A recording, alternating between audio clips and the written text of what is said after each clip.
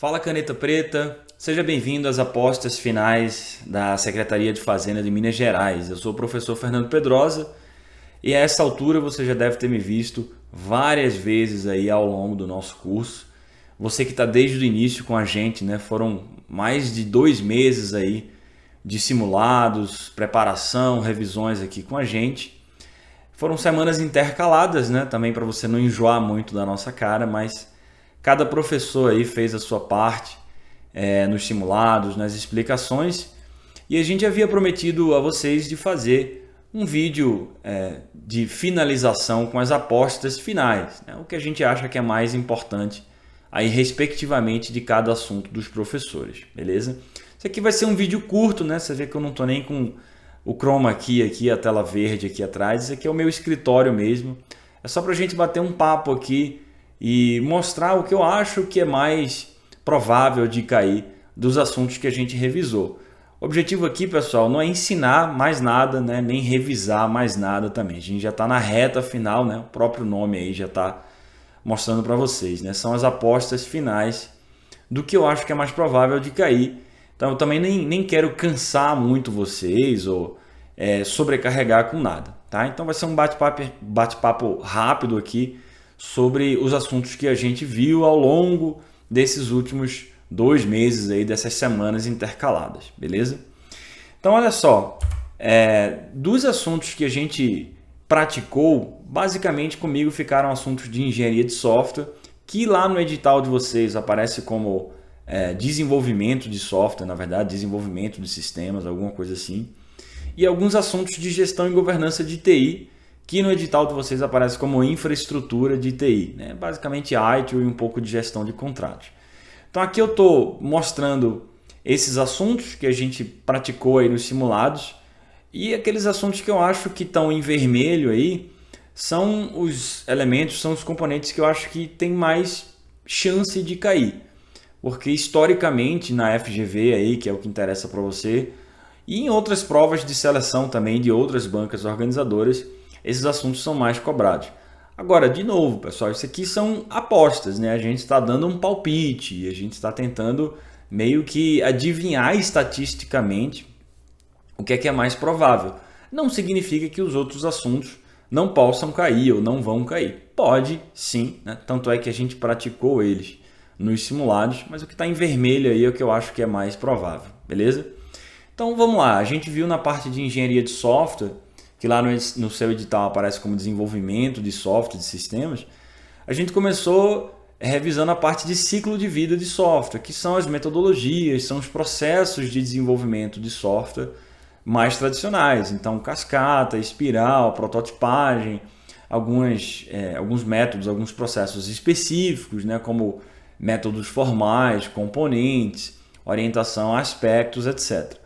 Desses aí, pessoal, historicamente, o que tem mais probabilidade de cair é o modelo em cascata, que é o mais tradicional, né? O primeiro de todos, enfim, sistemático, sequencial, serve como base para vários outros processos.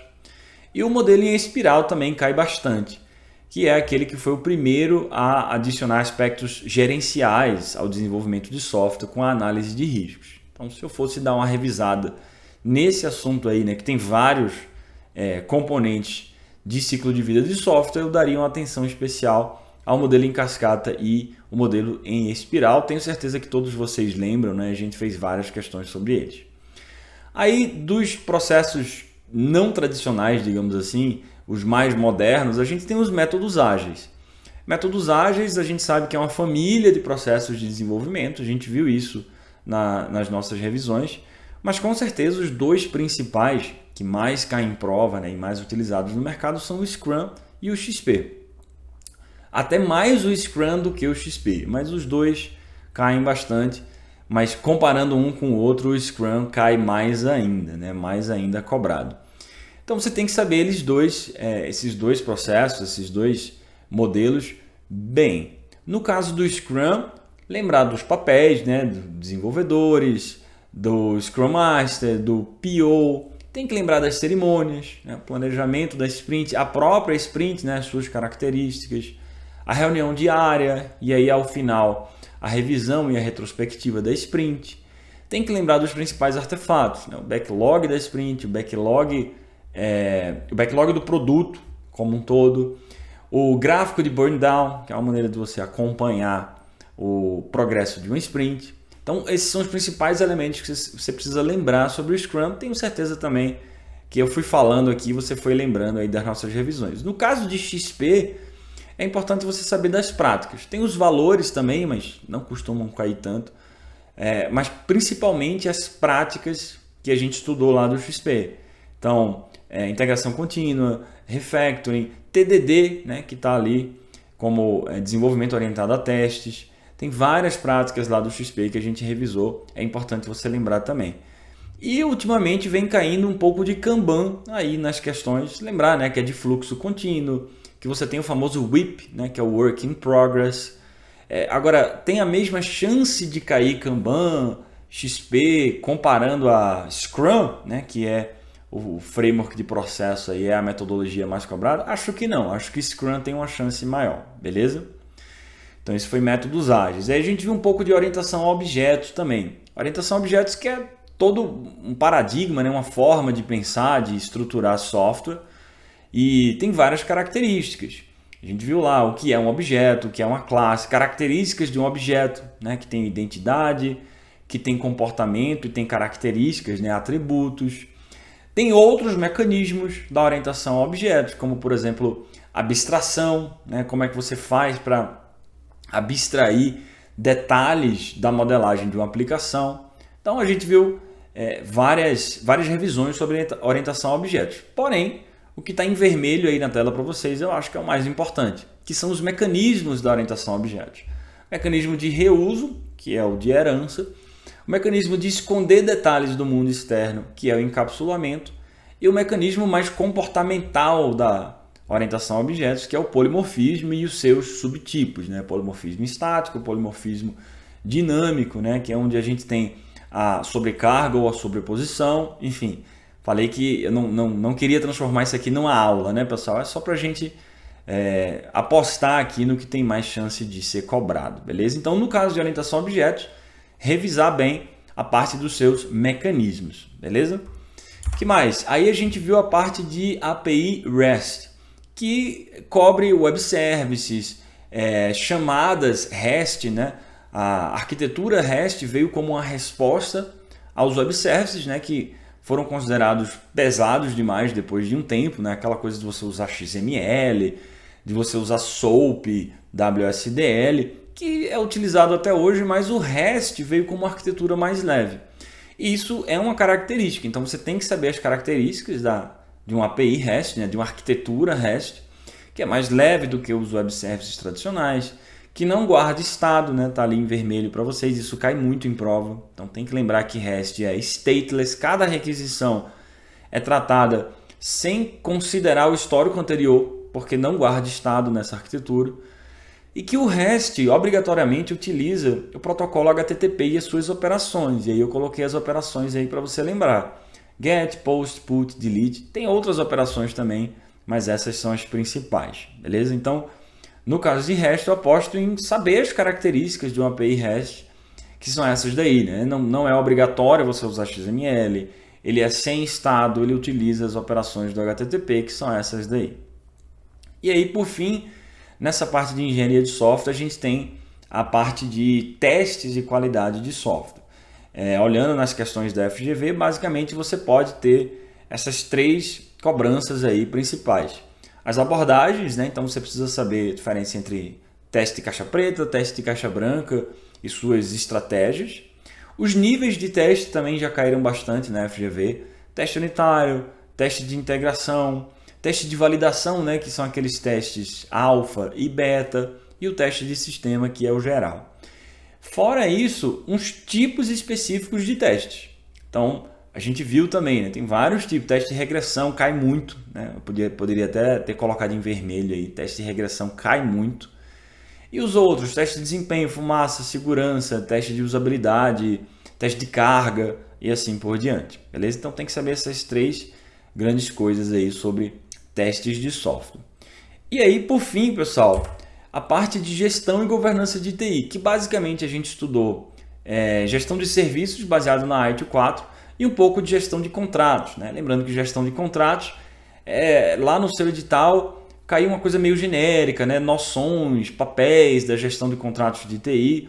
Então a gente se baseou muito na IN 01 de 2019, que é a norma do governo federal, né? Eu sei que a Cefaz de Minas Gerais é um concurso estadual, mas essa norma do governo federal é o que norteia, né? É o que outras normas, mesmo de outras esferas, se baseiam para definir as fases, os papéis, que são muito parecidos para a gestão de contratos de TI. Então, antes de falar de gestão de contratos, lembrando o ITIL 4, né?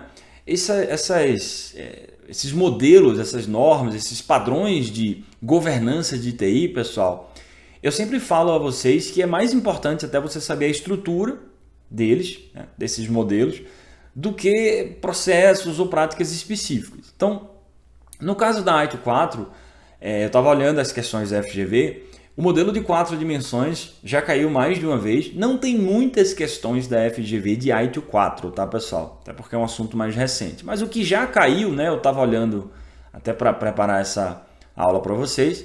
O modelo de 4 dimensões, tá? Já caiu mais de uma vez. Os princípios orientadores já apareceram também, né? Então essas grandes estruturas aí da ITIL 4, e pode cair o sistema de valor de serviço, que é o grande coração, né, com a entrada, os seus componentes e a saída do valor de serviço, que é o valor agregado. É o grande coração da ITIL 4. Fora isso, tem as práticas de gerenciamento do modelo, que são 34 atualmente. Então, nesse caso, eu não recomendo você estudar todas as práticas. O que já caiu na FGV são aquelas práticas velhas conhecidas nossas. Então, nível de serviço, gerenciamento de ativos, é bom dar uma olhada em controle de mudanças, gestão de configuração também, apesar de não estar aí. Incidentes, problemas, central de serviços, né? São práticas velhas conhecidas nossas. Essas que estão aí em vermelho para vocês são as que eu encontrei recentemente em questões da FGV sobre o assunto. Então não acho que vale a pena você estudar as 34 práticas. Pelo menos talvez saber o nome delas, ok, mas não estudar a fundo todas elas. Eu, na reta final, daria uma revisão nessas aí que vocês estão vendo, beleza? E no caso de gestão de contratos, e de novo, né? Falei para vocês que a gente se baseou nas nossas revisões na IN 01 de 2019, que é do governo federal, mas que os papéis, as fases acabam norteando as normas de outras esferas também, né? É o caso aqui que eu imagino que vai acontecer na Cefaz de Minas Gerais, né? Que eles vão usar essas noções de maneira análoga. Então aqui você precisa lembrar das fases da contratação, né? Planejamento da contratação, seleção do fornecedor, gestão do contrato, o que acontece em cada uma delas.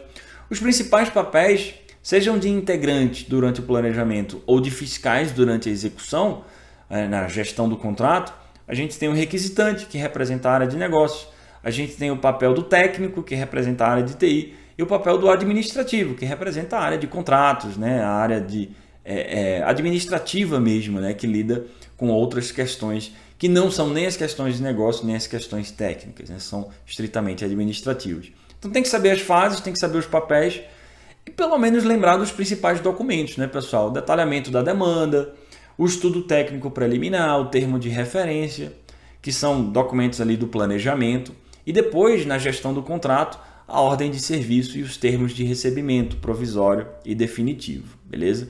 Eu acho que isso daí cobre a grande probabilidade de questões que podem cair sobre gerenciamento de contratos de TI aí nesse assunto, beleza? Então era isso, né? A gente combinou aqui entre nós, os professores, a gente estava conversando, como é que vai ser as apostas finais? Então a gente resolveu fazer algo bem leve, tá, pessoal? É isso mesmo, são 15, 20 minutos aí no máximo de conversa, onde cada professor vai alisar ali a sua bola de cristal, né? Porque, claro, pessoal, a gente não tem certeza absoluta do que vai cair, né? Se a gente tivesse, a gente não estaria revisando tantos assuntos aqui, né? A gente iria diretamente no que interessa. Então, na verdade, esse exercício é mais um exercício de histórico, de estatística, na verdade, né? Do que a gente conhece sobre as bancas organizadoras, do que a gente conhece sobre a FGV, do que tem caído em provas recentemente. Então, as minhas apostas são essas, né? Se eu fosse, assim, na última semana revisar esses assuntos de engenharia de software e gestão e governança, eu apostaria nisso que eu mostrei aqui para vocês, beleza? Então é isso, foi um vídeo bem informal aqui, sem tela verde, sem nada, um vídeo rápido. E por fim, pessoal, quero desejar boa sorte a vocês, tranquilidade na hora da prova e chegar confiante na hora da prova, né? Não precisa ficar nervoso, eu sei que é normal, é natural, um certo nível ali de ansiedade, de nervosismo, você tem que controlar isso e saber que você fez o seu melhor até aqui, beleza? Então é isso, feita a sua parte, agora é chegar na hora da prova e fazer o seu melhor, beleza, pessoal? Como sempre, a gente acompanha vocês lá no grupo. Qualquer dúvida que vocês tiverem é só acionar ali os professores, conversar com a gente, que a gente vai ter o maior prazer em ajudar. E espero ser chamado aí depois para o churrasco da sua aprovação, beleza? Um abraço, pessoal. Boa prova a todos.